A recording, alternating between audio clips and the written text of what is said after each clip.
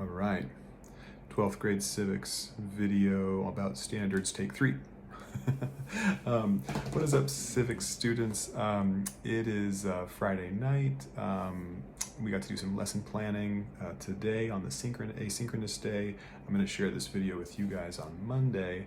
And as I was doing some of the lesson planning with my colleagues, I was really excited for the changes that have been made to the civics curriculum, the standards that we're using to structure our learning.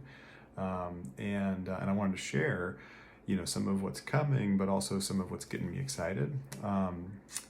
Before I get into the standards that we're going to be focusing on for this first unit, and what that means for us as a class, I wanted to start off with big picture. What is this class? What does the word civics mean? What are we here for? And the big idea is that a class on civics is really about political change. How can we change the society around us, so that it's more just and fair and healthy and vibrant. How can we create political change in the world around us, even when the political system, especially when the political system is broken or not working the way it's supposed to be? And the word civics comes from the Latin word civitas, which means the city, the people of the city, more likely. And how can the people of the city come together to meet the challenges of the day, to right the wrongs of history? And the answer is problem solving. The same as a city 2,000 years ago, whether it was in, ancient Greece or Latin America. The people of the city had to come together to problem solve and to do so, with dialogue and discourse. And so when we think about the civics class through that lens of problem solving and dialogue and discourse, the standards that I'm about to introduce to you make a lot more sense. Because I think, people think of civics class like studying the Constitution, like what are the 3 branches of government, how do you pass a law, how are laws made? I don't know, kind of like how is the system supposed to work? And that makes sense. That's how I probably took a civics class when I was in 11th or 12th grade. And I think that's kind of what a lot of people think civics is.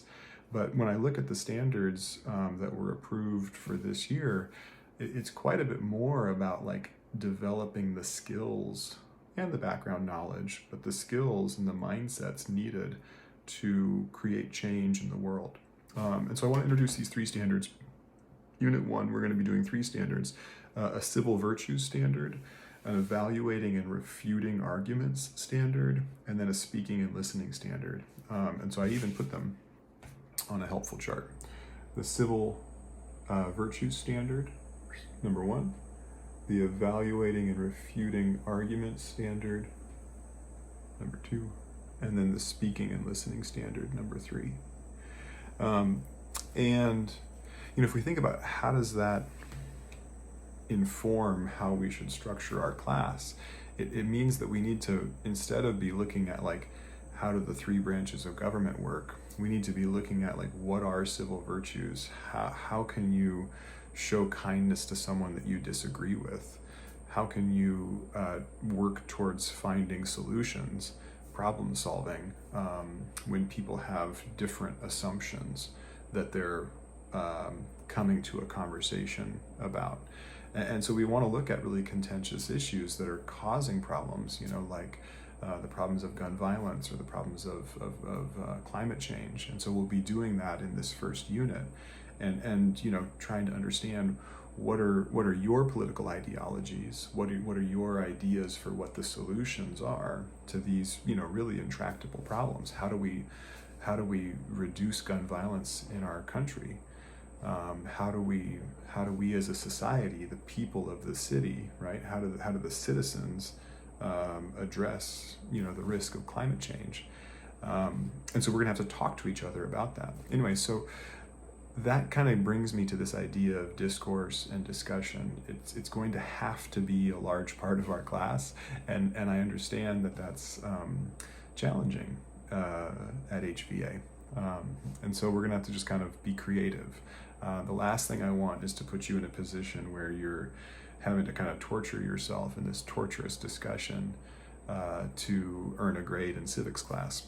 On the other hand, I want to push us all to think about how can we put our voices out there in a constructive and civil manner that helps to build off each other's ideas. And the reason is because you're about to graduate and the world is out there waiting for you, and it's only gonna listen if you speak up.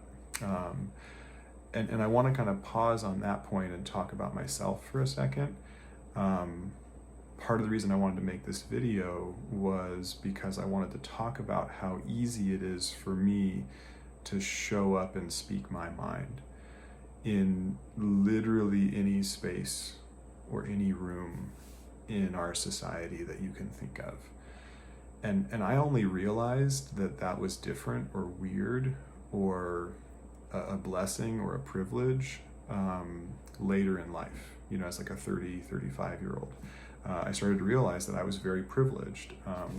Not that I'm, wealthy necessarily, but that I'm white and I'm straight, and I was brought up in an educated household full of lots of college professors and doctors and, things like that. And I was just always told that my voice mattered. And I can literally walk into any room in our society, if it's a bank, or a classroom, or a fancy hotel, or a fancy restaurant, or a homeless shelter. I can walk into any of those spaces and feel like my voice belongs there and should be heard. And I didn't realize that that was like, wildly overly confident. Like, why do all of those people in all of those spaces want to listen to me? I didn't realize that that was weird until I was like 35. And then I started to realize, like, oh wait, not everybody feels like their voice should show up in those different spaces. And I just always took it for granted. And so as much as like a mind shift as that was for me as a 35-year-old, I want to really challenge the flip side of that mind shift for anyone that's here in this class that feels differently, that your voice doesn't belong in or should be heard in those settings, by asking, like, why not? Why wouldn't your voice matter when other people feel like theirs does?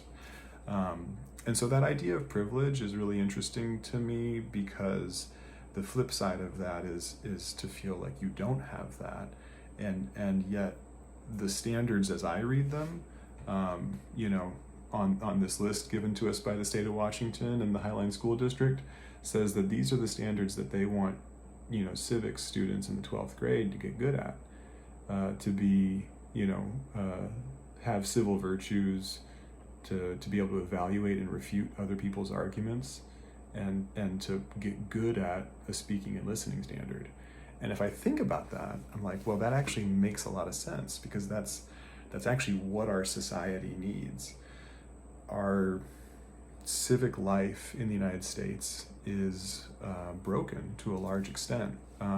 We don't have a very functional government right now, and we have a lot of anger and argument between the different political ideologies and political parties.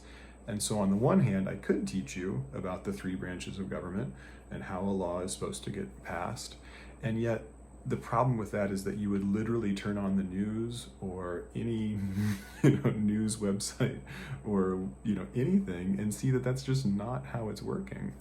And so what's really needed in this moment is civic virtues and civic discourse, to understand other people's perspectives, evaluate their claims, refute their arguments if needed, but even better, to like collaborate to build a better argument.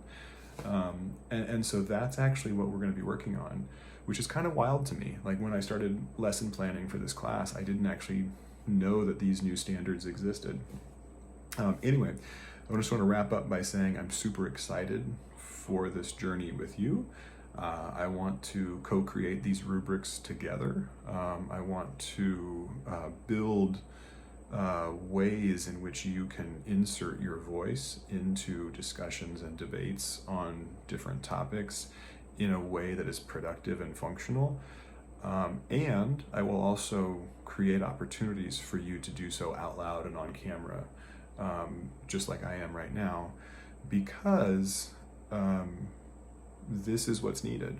And not just for, the future of our democracy, but also for you to go into the world and apply for jobs or work on teams or show up for communities. You're going to need to feel like your voice has a place in whatever space you're entering. And so we need to practice that now.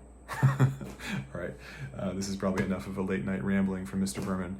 I really look forward to working with you, and I feel privileged for that opportunity. Thank you.